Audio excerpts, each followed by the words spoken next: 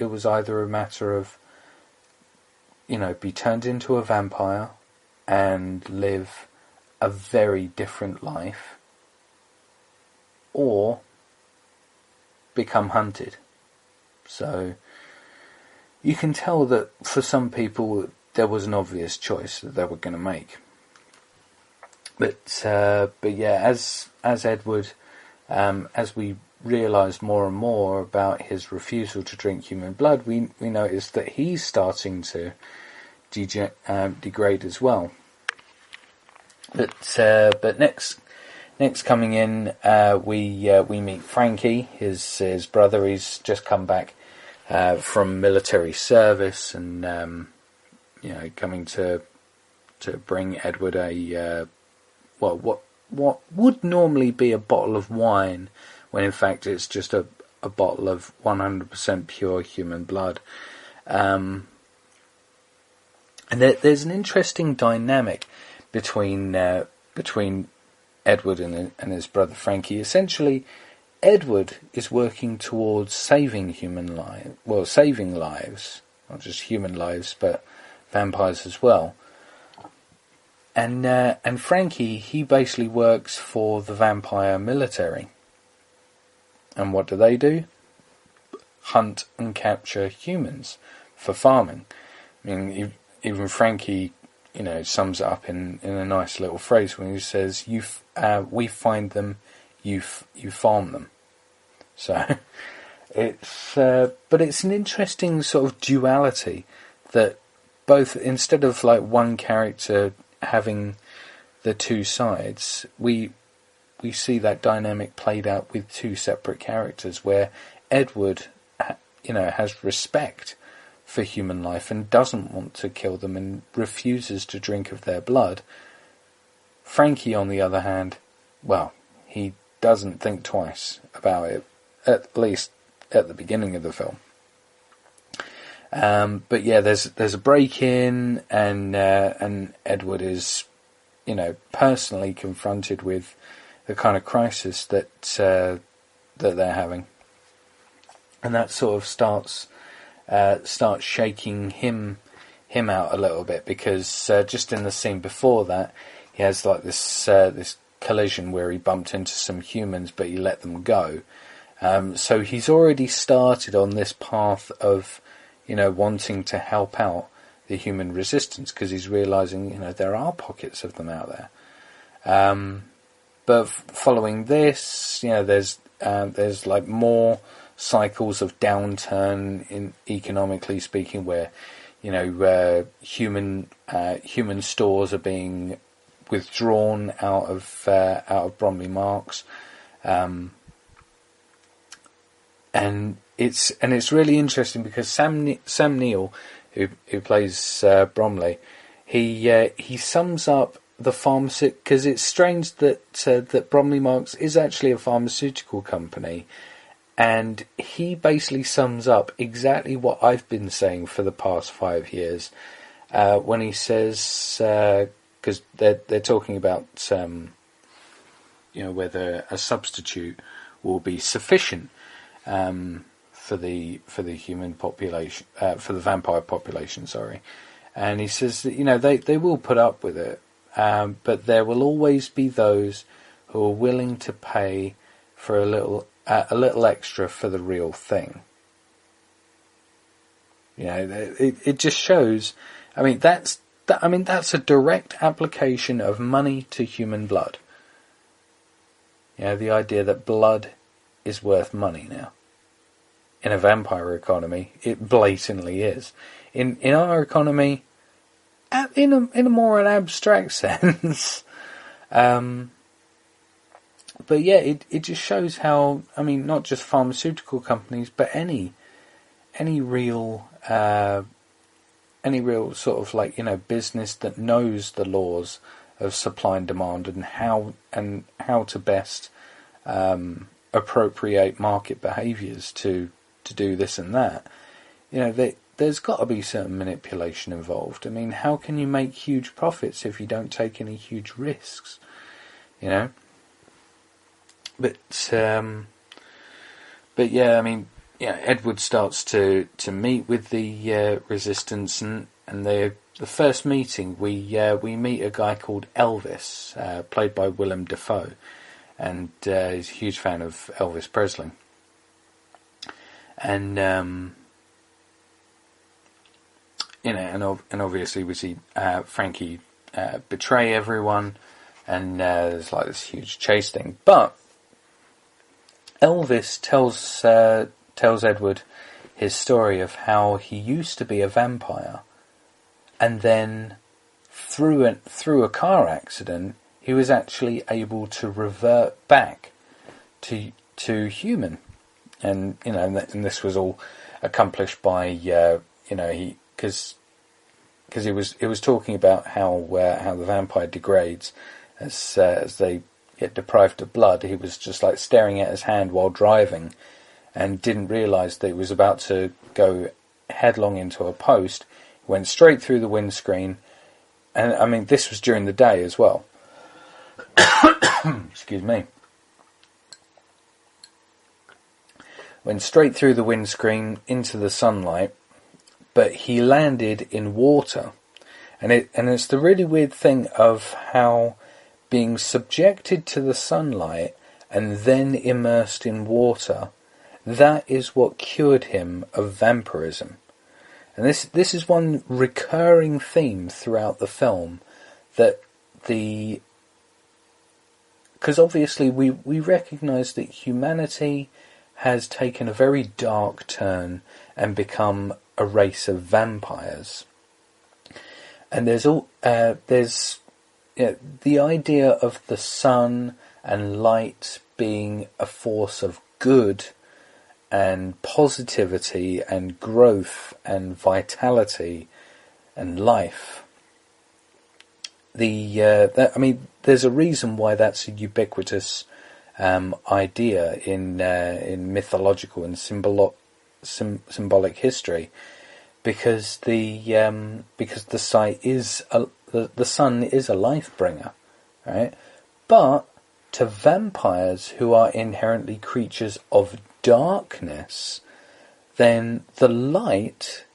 There's a reason why vampires burn up in the sunlight, because it's a bit like giving a free hug sign to a Wall Street banker, that's probably not the best analogy. I could probably think of others. It's a bit like giving a feather duster to a serial killer, But yeah, it's the sun itself. It stands, especially in this film, as a corrector of life, to bring life into a sort of proper balance, as it were, because the world cannot sustainably be governed by a race of quote unquote evil creatures such as vampires, So there's the idea of this almost like a baptism of fire through going into the light and coming out as human.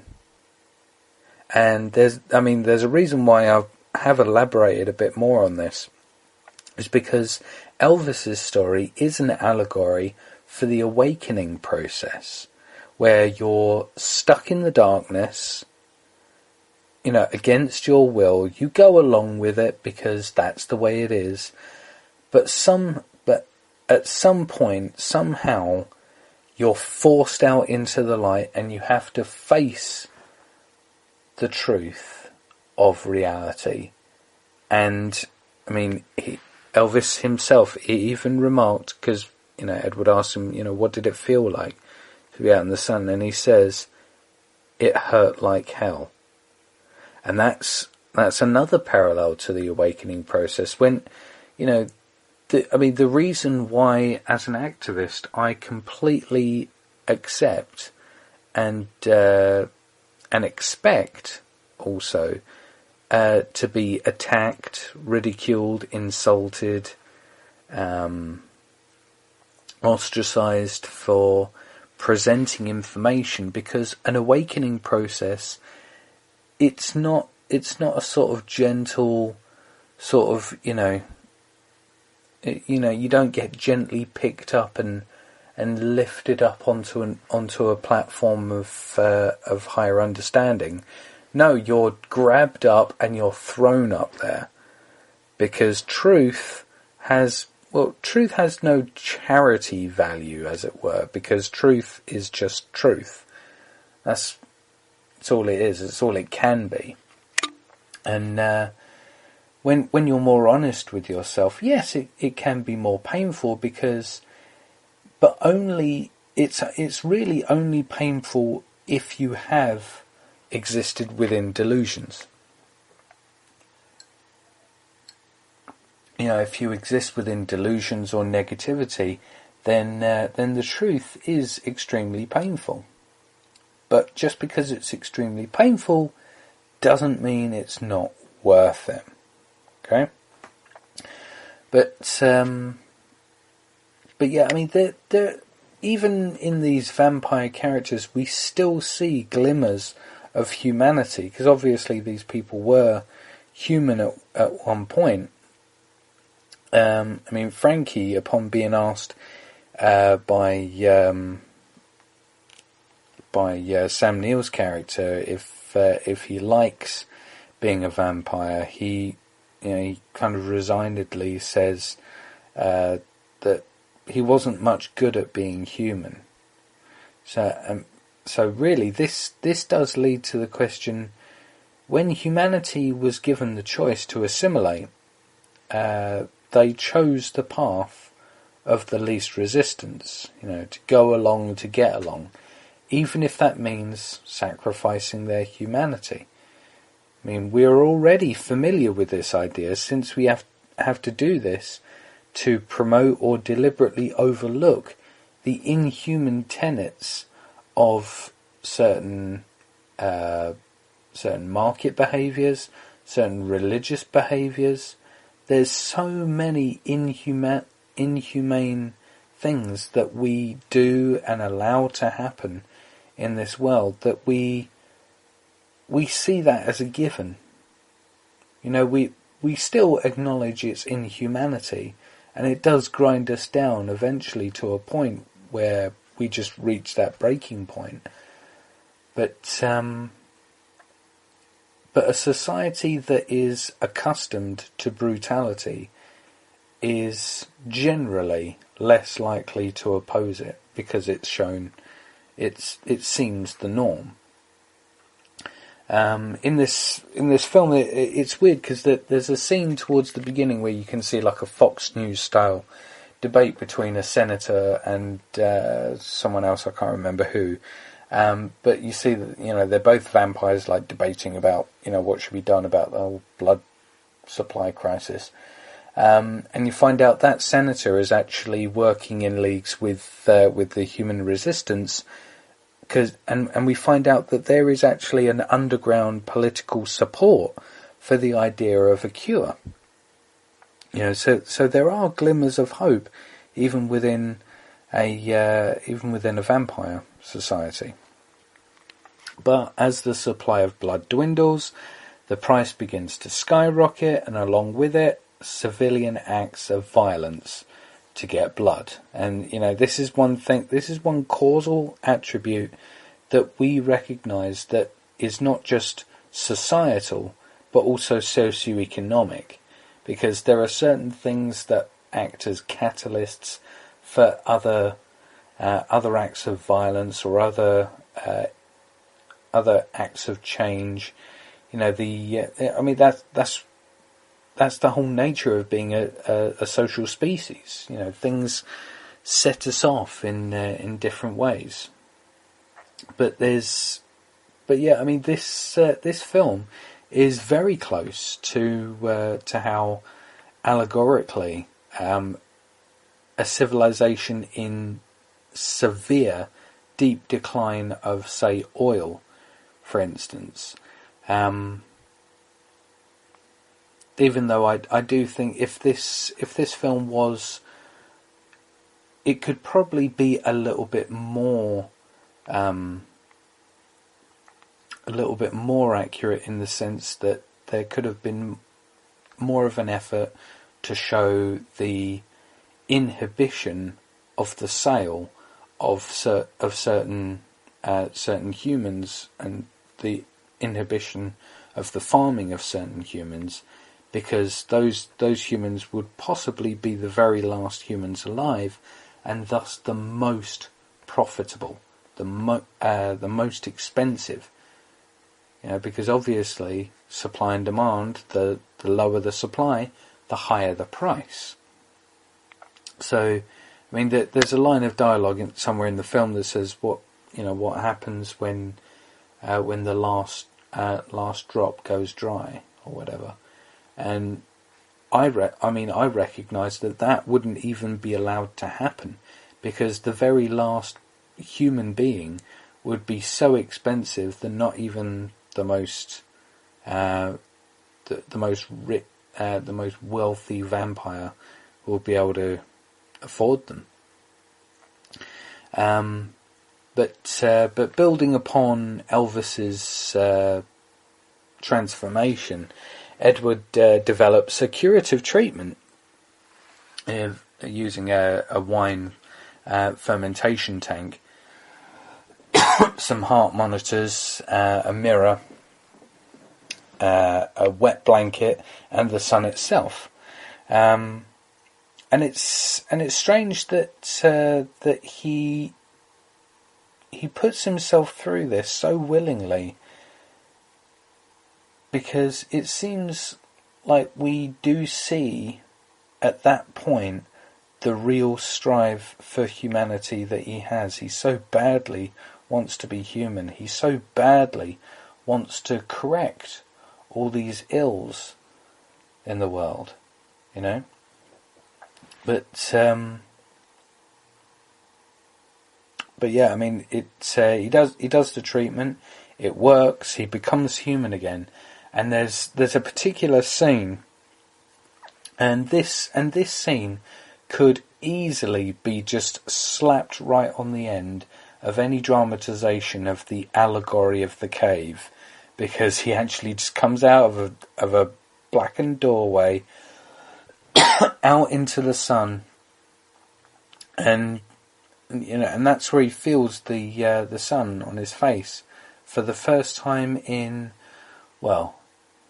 earlier in the film he said he turned 35 10 times over.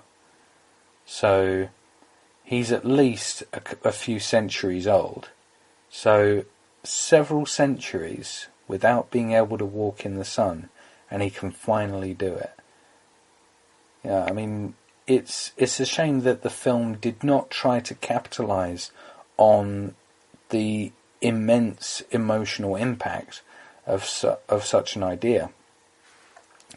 But in other bits of action in the film, that Bromley's daughter, Ali, because she's referred to earlier on in the film, she's captured and forcibly turned. I mean, she's given a choice to turn first. She refuses, and Bromley has to get Frankie to do it for him. But she's just kept in a cell, and just thought, right, we'll just lock you up and give you blood rations. Maybe you'll eventually choose to be one of us. But she doesn't. She very much like Edward is disgusted at the idea of being a vampire. I mean, she's ran from the vampires for the last 10 years. So she's not about to just collapse and say, "Okay, Daddy, I'll be a vampire because you're the vampire at the head of this like pyramid structure, and as your daughter, I can have this blessed existence. That is, if we get past this blood crisis thing." But no, she refuses, and in fact, she starts feeding on herself, and that's supposedly one thing that speeds up the decay of the vampire into a subsider. But it's one of those things where it's a test of oneself and of one's resolve. If they're put into a situation where they have to become something that they absolutely despise and fear, and how much of their own safety, how much of their own sovereignty, how much of their own dignity, how much of their own self-respect, how much of their own personal safety and health, and even inevitably life, are they willing to put at risk to maintain those principles? You know, we see this kind of like heroic behaviour displayed in loads of different films and, you know, different things, but in this instance, she refuses to take blood rations, and just starts feeding on herself. So she would rather die a horrible way than live a horrible life. But yeah, this has got to the point in the film where, you know, the rise of the subsiders in the population is deemed as epidemic, and this is the one point in the film where it does. On the face of it, it doesn't seem that barbaric. It only starts really hitting home the more you think about it.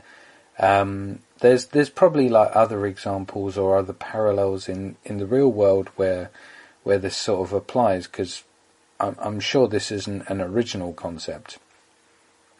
But the military is deployed throughout urbanized areas to contain, capture and exterminate those suffering the most from this cancerous consumption of blood.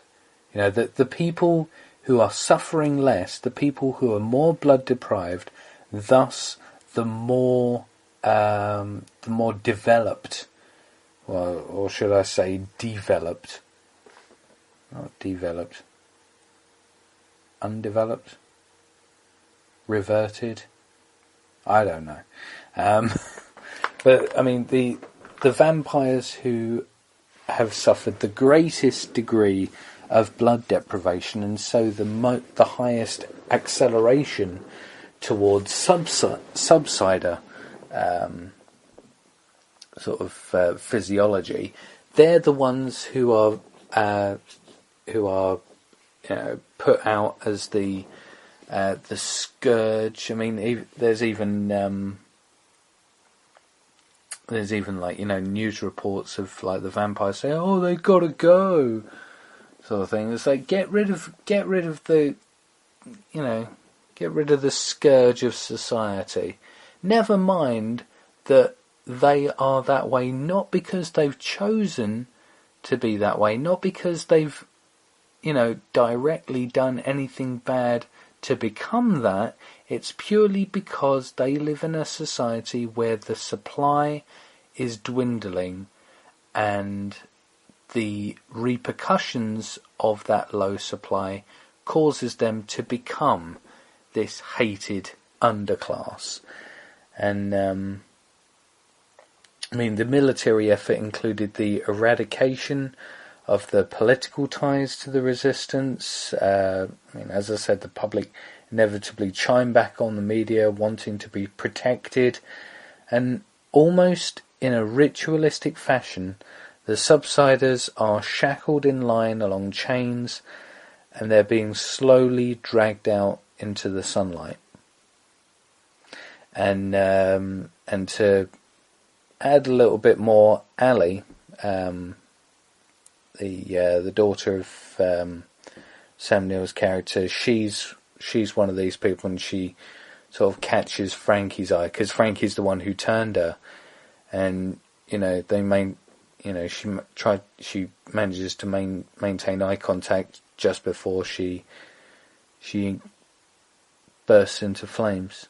And it's that sort of thing that really does show how far the vampire society has descended.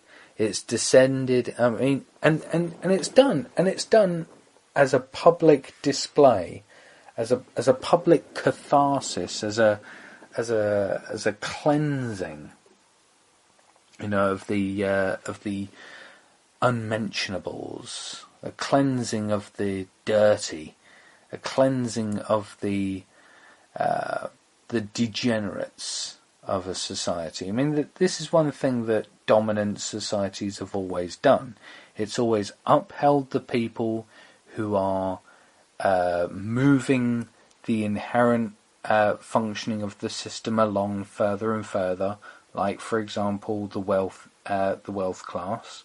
They're the ones who are circulating more of the money, and supporting the propaganda to keep the system in place. And the people who are generally termed as the degenerate class, they're the ones who are less able to contribute towards the society, to maintain propaganda and all that stuff. So we see that that those who suffer the most have to be put out as the enemies, when in fact they're just the victims of the inherent nature of the system itself, And as we see in the film, this is like more or less the final straw for Frankie, because he looks on in disgust, and then he looks at his fellow soldiers, but none of them are disgusted. In fact, they're cheering. They're celebrating this cleansing of the deprived, and he realizes, and you could see in his face at that moment that, very much like what Edward does when he sees the humans up on those rigs, that this is what society has become.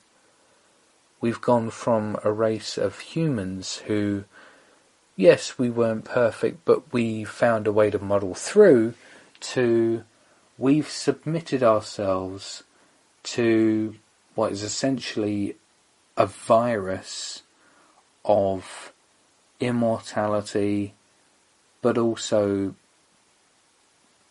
a life of a parasite. Because, I mean, if you think about it, that's what a vampire is. A vampire is a parasite to the human society. But they're driving human society into extinction. So they've got to find ways to almost with cognitive dissonance, go back on their ideals of just using humans for whatever purpose they deem necessary. But there's one phrase that Bromley uses to explain about different aspects of how a problem can be solved, because he does sort of like bring out this stable substitute. I mean, it was a late plot device that was brought in, kind of like as almost like a twist, but he perfectly encapsulates the idea of perpetuating a problem so that industries can exist to service. He reveals this with the stable blood substitute, and this is the exact line. He says, "It's never been about a cure; it's about repeat business." And that's one thing that I've been saying for the past 5 years, and it's strange that it's a pharmaceutical company as well, because that is exactly how the pharmaceutical industry works. Exactly. In the eyes of the pharmaceutical industry, a cured patient is a loss.